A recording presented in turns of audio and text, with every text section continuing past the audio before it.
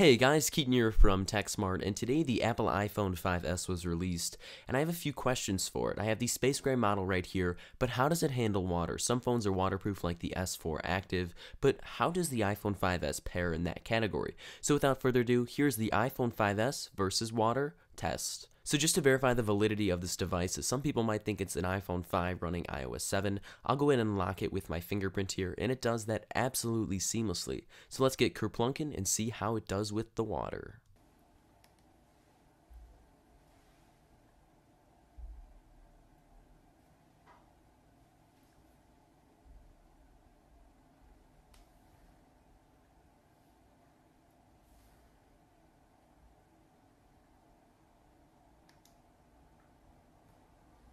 So this is actual H2O water, double hydrogen, oxygen, whatever you want to call it here, and it appears that the iPhone 5S is holding up pretty well. If you look very closely towards the lightning port and speaker section, you can slightly see a few air bubbles, and you can see one on screen right above the photos icon.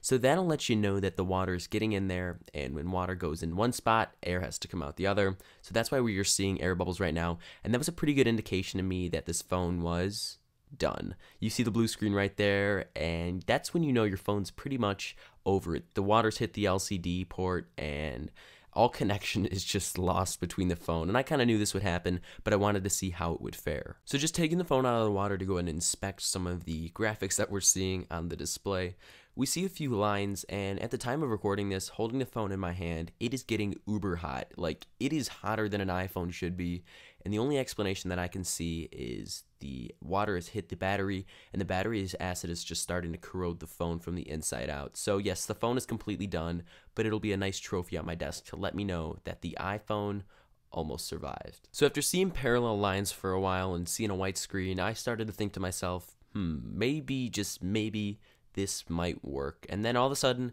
you see an Apple logo. So I'm like, maybe not everything is ruined on this phone, and it might just work for some functionality, which is better than nothing in my book.